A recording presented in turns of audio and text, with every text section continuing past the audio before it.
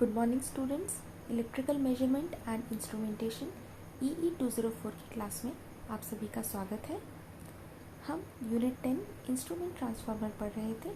Instrument transformer में हमने पहले इंस्ट्रूमेंट ट्रांसफार्मर के बेसिक वर्किंग प्रिंसिपल के बारे में जाना था, फिर हमने उसकी एप्लीकेशंस के बारे में बात करी थी, फिर हमने करंट ट्रांसफार्मर में काफ़ी डिटेल में बात की। करंट ट्रांसफार्मर के बारे में हमने सभी टॉपिक्स को देखा था, उसका कंस्ट्रक्शन, उसका वर्किंग प्रिंसिपल, उसकी एप्लीकेशन और उससे रिलेटेड टर्म्स लाइक बर्डन हो गया। उसके बाद नेक्स्ट आपका हमने रेशियो एरर देखी थी, फिर उसके बाद हमने फेज एंगल एरर देखी थी और फिर उनको मिनिमाइज़ करने के जो इम्पॉर्टेंट बातें हैं वो देखी थी। तो आप ध्यान रखेंगे कि आपसे एग्ज़ाम में अधिकतर क्वेश्चन पूछा जाएगा right a short note on CT current transformer. तो आप क्या करेंगे, सबसे पहले बेसिक प्रिंसिपल लिखेंगे, वर्किंग प्रिंसिपल, फिर उसका कंस्ट्रक्शन बताएंगे। आप ये ऑर्डर याद रखिएगा, ये ऑर्डर बहुत इंपॉर्टेंट है। इसी ऑर्डर में आपको आंसर करना है, चाहे आपसे पोटेंशियल ट्रांसफार्मर पूछा जाए या फिर करंट ट्रांसफार्मर पूछा जाए। तो सबसे पहला पॉइंट जो आपको लिखना होगा वो होगा वर्किंग प्रिंसिपल। नेक्स्ट पॉइंट आपको जो लिखना होगा वो होगा कंस्ट्रक्शन। नंबर 3 में आप क्या करेंगे, उसका फेजर डायग्राम ड्रॉ करेंगे। फिर आप रेशियो एरर क्या होती है और फेज एंगल एरर क्या होती है ये बताएंगे। फिर लास्ट में आप बताएंगे इनको मिनिमाइज़ कैसे किया जाए एरर को, और लास्ट में आप बताएंगे एप्लीकेशंस क्या है, मतलब इनका यूज़ क्या है। ठीक है, तो क्वेश्चन चाहे पोटेंशियल ट्रांसफार्मर पूछा जाए या करंट ट्रांसफार्मर, आपको इन्हीं सारे स्टेप्स को याद रखना है। ठीक है, इससे पहले आप वर्किंग प्रिंसिपल लिखिए, फिर कंस्ट्रक्शन लिखिए, फिर फेजर डायग्राम बनाइए। उसके बाद आपकी एरर्स के बारे में बता दीजिए, उनको मिनिमाइज़ कैसे करेंगे और फिर यूज़ कहाँ कहाँ पे करेंगे। ये आप ऑर्डर फॉलो करेंगे तो आप प्रॉपरली अच्छा आंसर एक अपने एग्ज़ाम में आगे लिख पाएंगे। ठीक, तो अभी हम पोटेंशियल ट्रांसफार्मर के बारे में बात करते हैं। हमने यहाँ पे बेसिक पढ़ लिया था पोटेंशियल ट्रांसफार्मर का, ये किस तरीके से काम करता है, प्राइमरी में क्या कनेक्ट करना है, सेकेंडरी में क्या कनेक्ट करना है और इसका यूज़ कहाँ कहाँ पे होता है। रिलेज में, प्रोटेक्शन सर्किट्स में, मीटरिंग के लिए हम यूज़ करते हैं, हाई वोल्टेज मेजरमेंट के लिए हम यूज़ करते हैं। इस तरीके से हम इसका एक बेसिक लाइन डायग्राम बनाते हैं। ठीक, फिर ये हमारा जो कंस्ट्रक्शन था, शेल टाइप की कोर होनी चाहिए, ये सब हमने देखा था। फिर हमने कंस्ट्रक्शन के जो इम्पोर्टेंट पॉइंट्स हैं ये हमने देखे थे, ये आपको पक्के से एकदम अच्छे से याद रखना है। आपको ये 6 पॉइंट वहाँ पे एग्जाम में लिखने होंगे। फिर CT और PT में क्या डिफरेंस होता है ये भी हमने देख लिया था। हमने यहाँ पे देखा था CT में किसको प्राइमरी सेकेंडरी वाइंडिंग का क्या कैसे रखा जाता है, शॉर्ट सर्किट रखा जाता है या ओपन सर्किट रखा जाता है। PT में हमको सेकेंडरी वाइंडिंग को शॉर्ट सर्किट रखना है या ओपन सर्किट रखना है। और CT जैसे है उसे हम सीरीज ट्रांसफार्मर बोलते हैं, PT को हम पैरेलल ट्रांसफार्मर बोलते हैं। ठीक, तो ये आपके जो पॉइंट्स थे आप एक बार क्विकली रिवाइज कर लीजिएगा। अभी हम आगे देखते हैं फेजर डायग्राम।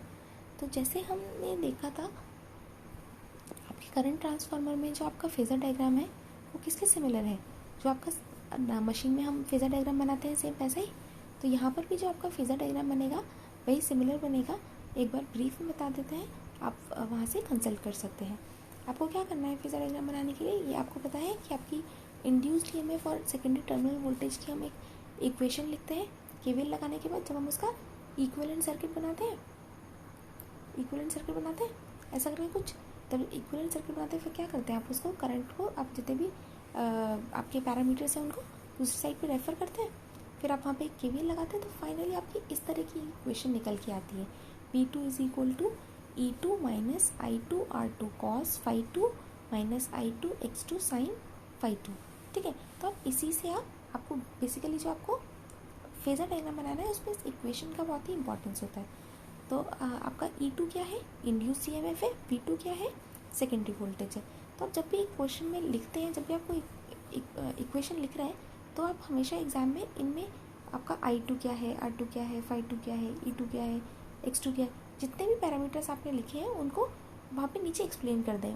ऐसा लिखते हैं, एग्जाम में भी लिखा होता है, बुक्स में लिखा होता है where P2 = this, I2 = this, R2 = this, X2 = this, phi2 = something, जो भी आपका है, secondary winding resistance, secondary winding reactance, जो भी आपका है सब कुछ आप वेयर करके लिख दीजिए।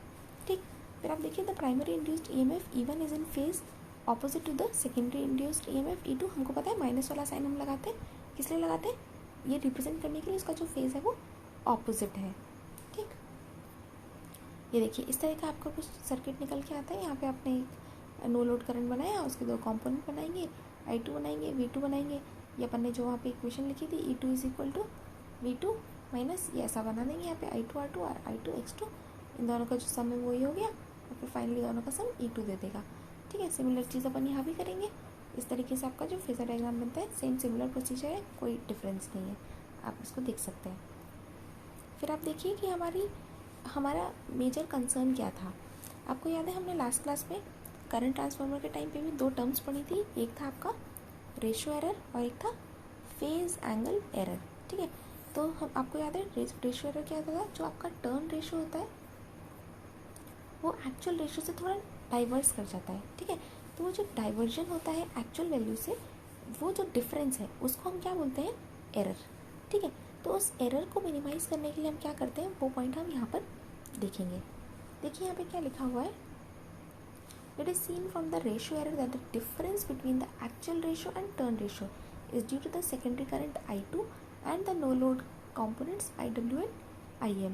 ठीक है, to minimize these errors the following method should be adopted. क्या बोला हमने, एक तो इसमें जो एरर है this will be due to secondary current I2 and no load components. किसके no load components, no load current के।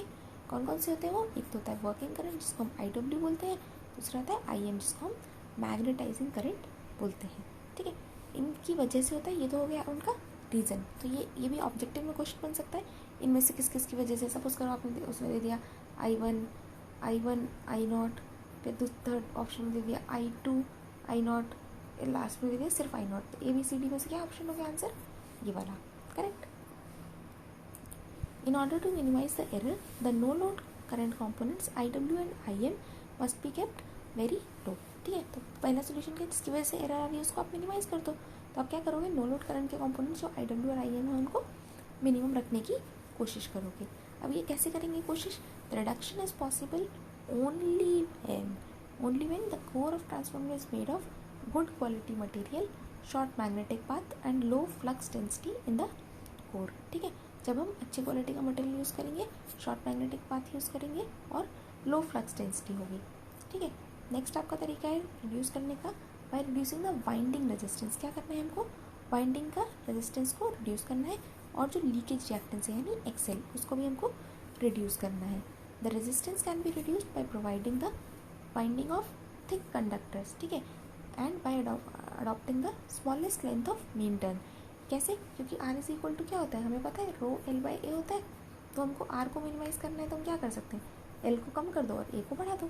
तो वही हमने लिखा, क्या करेंगे, वाइंडिंग को थिक कंडक्टर देंगे और यहाँ पे जो आपका लेंथ है उसको मिनिमम कर देंगे। थिक कंडक्टर मतलब एरिया क्या होता है, पाई R स्क्वायर। थिक मतलब R की वैल्यू बढ़ जाएगी, जैसे ये बढ़ जाएगा तो R क्या हो जाएगा, मिनिमम हो जाएगा। ठीक, नेक्स्ट पॉइंट है आपका, by providing a suitable turn ratio the turn ratio should be less than normal ratio. This is done by reducing the number of turns of the primary और by increasing the number of turns of secondary. ठीक है, हम क्या करेंगे इसको करने के लिए, हमको यहाँ पे क्या करना है, the turn ratio should be less than normal ratio, normal ratio से कम होना चाहिए। तो उसके लिए हम क्या करते हैं, नंबर ऑफ टर्न्स प्राइमरी के रिड्यूस कर देते हैं और by increasing the number of turns of secondary, this make actual ratio equal to normal ratio. ठीक, यही आपके मेन इम्पॉर्टेंट पॉइंट्स हैं जो इसमें कवर होते हैं। इसके साथ आपकी यूनिट 10 कंप्लीट हो गई। यूनिट 10 में आपसे इनके यही वाले क्वेश्चन पूछे जाएंगे, या तो आपको CT पूछा जाएगा या फिर आपको PT के बारे में पूछा जाएगा, और दोनों में किस तरीके से क्वेश्चन को आंसर करना है ये हमने डिस्कस कर लिया। इसके अलावा आपसे हो सकता है 2 मार्कर में रेशियो एरर या फेज एंगल एरर को अलग से पूछ लिया जाए, या फिर 3 मार्क का कोई क्वेश्चन पूछ लिया जाए जिसमें कि आपको एरर्स को मिनिमाइज करने के मेथड्स पूछ लिए जाए। ठीक है, तो वो जो 4 मेथड आपने अभी देखे, या फिर हमको CT पूछेगा या PT पूछेगा स्पेसिफिकली, तो आपको उसी के अकॉर्डिंग आंसर करना होगा। हो सकता है आपसे क्वेश्चन में सिर्फ फेजर डायग्राम बनाने को पूछ लिया जाए, तो आपको फेजर डायग्राम बनाना भी प्रॉपरली आना चाहिए। इसके अलावा आपसे और कोई एक्स्ट्रा क्वेश्चंस नहीं पूछे जाएंगे, इनमें से ही कोई क्वेश्चन आपसे पूछा जाएगा। तो आप एग्ज़ाम के लिए अच्छे से प्रिपेयर करिए। Thank you.